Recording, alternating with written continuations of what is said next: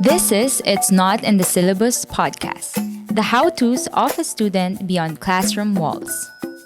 This is the podcast where you, yes you, get to learn what they don't teach you at school and ace that test called life, or at least get a passing grade and get by.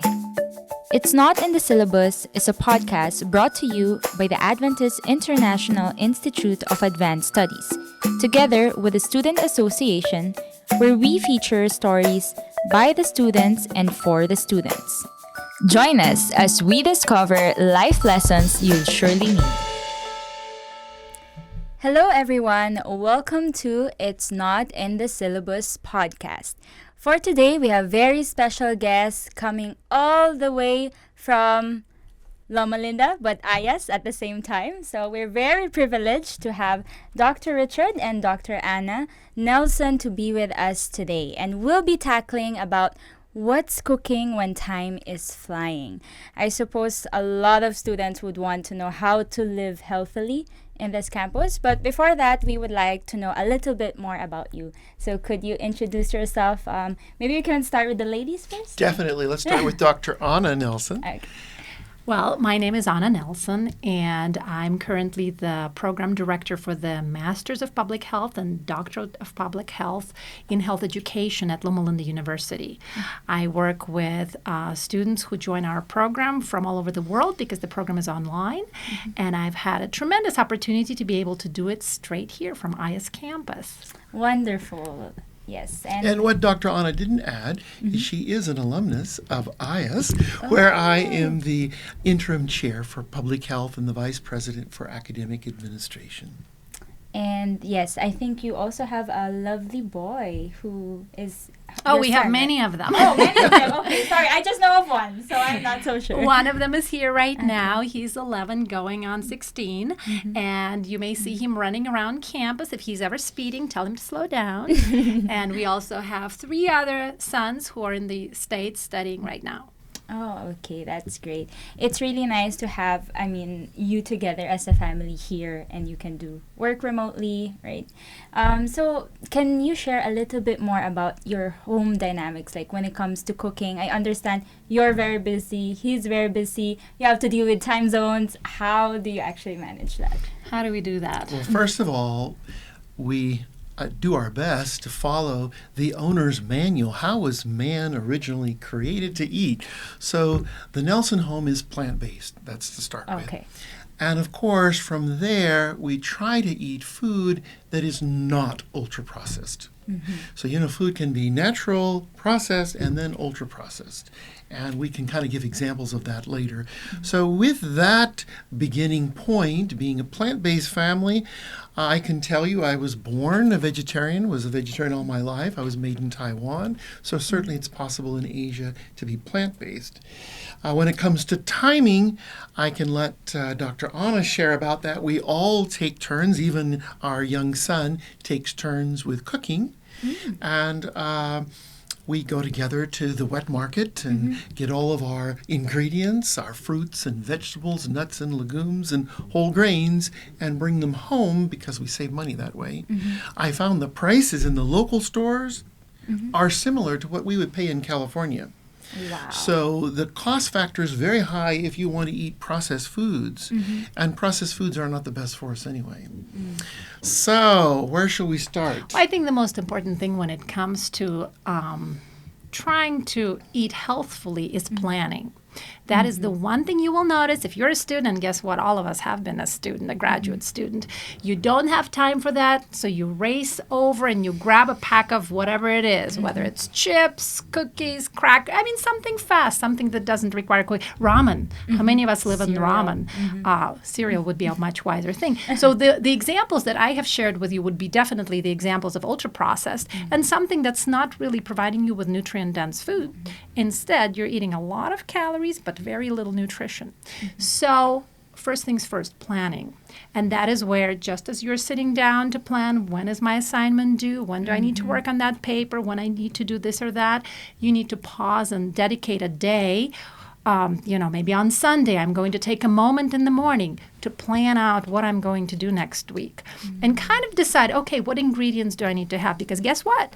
When you come back from school and you need to start doing the next thing, you don't have time to go grocery shopping. So find that dedicated time to get your ingredients for the week that you need. And then plan and map it out. What am I going to do? Because guess what's going to happen? Say in the evening, you come back, you're hungry, you're starving, you had a tough day, you had a test, it was tough. So your hand goes, oh no, you just pre-cut a whole lot of fruit in your refrigerator. It's been cooling nicely. And when you come home, instead of reaching out for those crackers or whatever food that's not good for you, you have a bowl ready of papaya or whatever it is that you prepared. So the key here is prepping in advance. If you're able to dedicate some time each week to determine what ingredients do you need, get those ingredients, and then prep them for that week. Maybe some things you'll prepare and put in the freezer so it's just ready to reheat when you come back from school on Wednesday. And maybe it's going to be fruit. Maybe you're going to get smart and say, food prep is too much, so what I'm going to do is I'm going to skip suppers. That's what I do at home. I try to skip suppers. This way I don't have to prepare for it. It works the best. But then I have a child who comes to me and says, Mom, I'm hungry. Yeah, that's true. Actually, that you brought up a very interesting point because sometimes people are confused. Where should we start? The recipe? Should I figure out my 5 times 3 meals, for the whole week? 7, I should say, which could be overwhelming for some people. But you mentioned just start with the ingredients, start basic. So could you share with us your basic list that you always have when you go to the grocery? Oh, that's a good one. Well, of course, we come from a mixed culture. My culture is Eastern European, and so I'm used to a lot of those dishes. Sorry, may I ask where you're from exactly? I'm originally from Russia. Okay. And so I come with all the recipes that I was raised on with my grandmother and all the aunts and uncles who cooked. So, I was fortunate to where my family seems to enjoy them, most of them. We do. Yes, thank you That's for a the great affirmation. And so, it may be different for you. You really have to go back to where you're coming from. But the one thing I always have on hand is brown rice. I also always have to have cabbage and carrots and onions and potatoes. And some of those things are maybe a little bit more pricey, cucumbers and tomatoes. But there's another ingredient that I always try to have on hand. In fact, I recently planted it in our garden. Well, I had some help, which is kale. Dark green leafy vegetables provide a whole lot of benefit through nutrition that you may not be able to avail from other sources. So that's another key ingredient that I like to have on hand as well.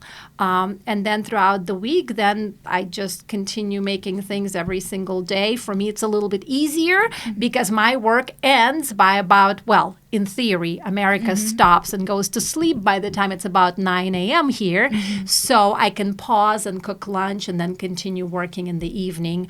And that works out for me. But yeah, these are some of the ingredients that we use. And then, of course, if there's some special event, right now I see there's a lot of pumpkins and it's Thanksgiving season. So I'm beginning to kind of go in that direction a little bit more and start getting creative with various pumpkin-filled recipes.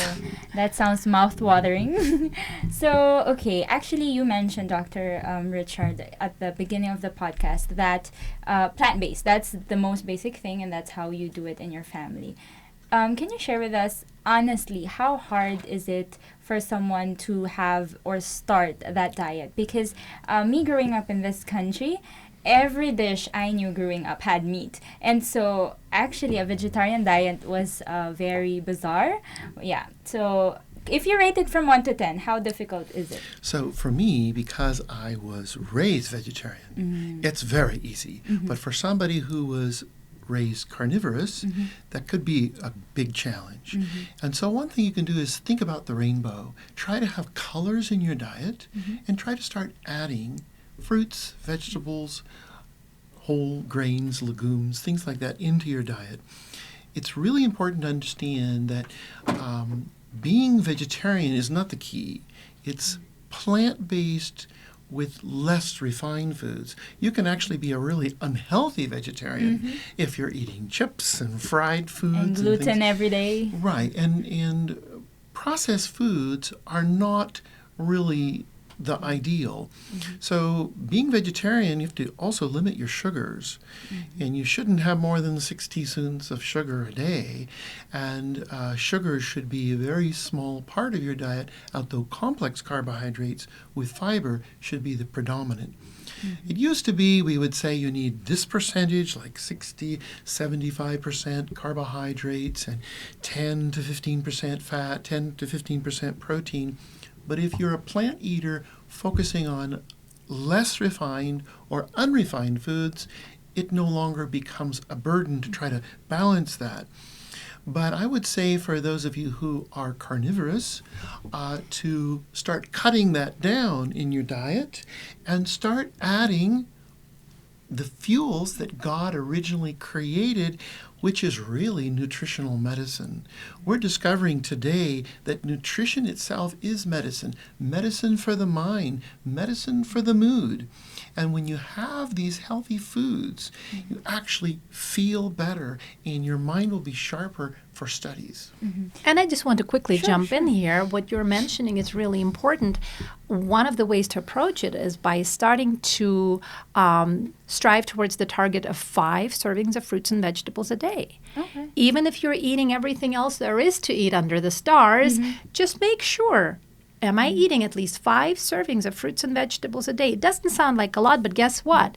We have found that we had gone for days having not had that. Did we go hungry those days? No. Did we eat meat those days? No. But it is possible to be a vegetarian and miss out on benefiting from the fruits and vegetables. So that's if you have a conscious decision, I have to have 5, what is it going to be? So just remember this like a mantra, 5 a day. Yeah. And yeah, I mean, being vegetarian, that means I can eat fries all day. Ketchup! Yeah, that's very true. And I think also it has something to do with mindset. I mean, knowing that it's the most important thing, nutrition, it can help with studies. It can help with, how you feel all throughout the day. Yeah. And like what you mentioned, mood as well. Okay. So in terms of our students that are very busy, that they tend to stress eat. I'm sure that we've all been a victim of stress eating, especially those studying late at night. What can you say about that? Is there any stress at IAS? I would say you need, again, to prepare. Now, if you have cut up cucumbers, carrots, other items that you can consume that are high fiber, but they are not processed or ultra processed, that's where the danger comes. And one of the best things for stress is to get out and go for a walk. Calm down your nerves. Take a walk, get those endorphins rolling so that by the time you come back, you feel calmer. And even if something is not prepared, you'll be able to assess and decide what's in the refrigerator that I'm going to have. There's another very important thing that works for me. Don't buy it if you shouldn't have it. I always tell my husband, you bring me cake, you bring me chocolate, I will eat all of it because I'll come home and something will happen where I will either celebrate or I will grieve with that pile of chocolate. If it's there, I'm not going to have the willpower to be able to overcome that.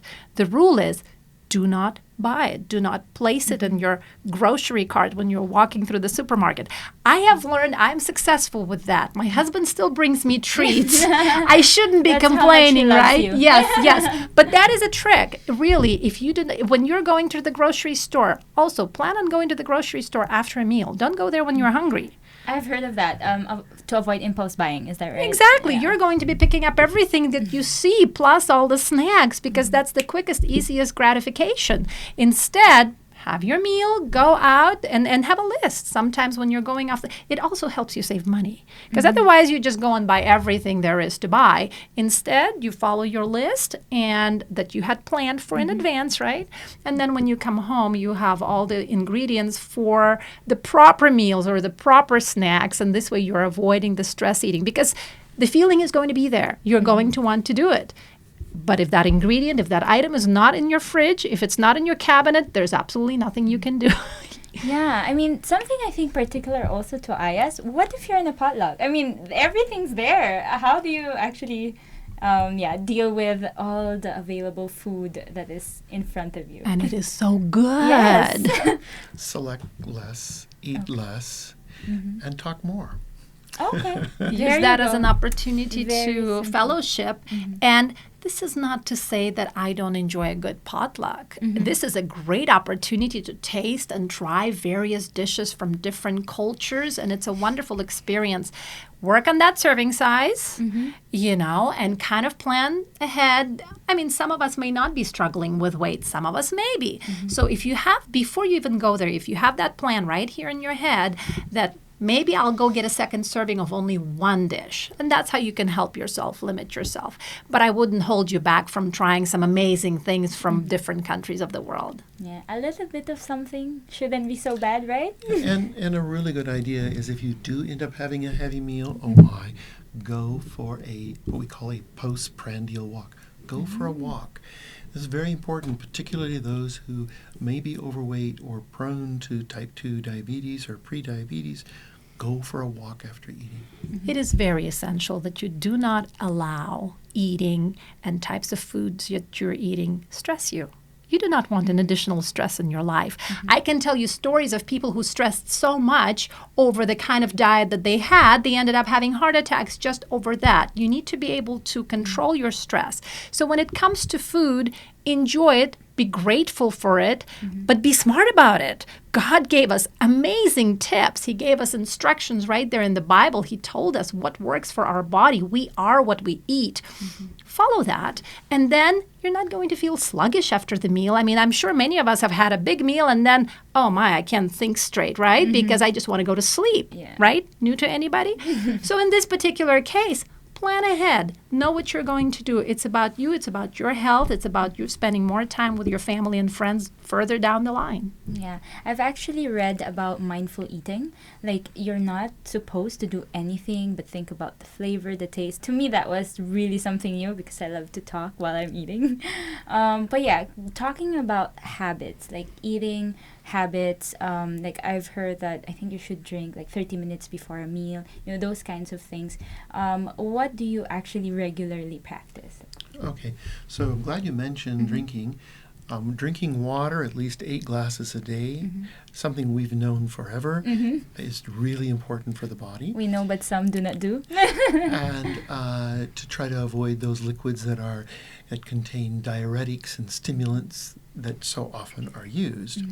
But what's important is when you come to eat your meal, you don't want to drown your meal with fluids that will interfere with digestion. And so the old adage of not drinking 30 minutes before or an hour and a half after is a great idea. It's not essential, but it's helpful.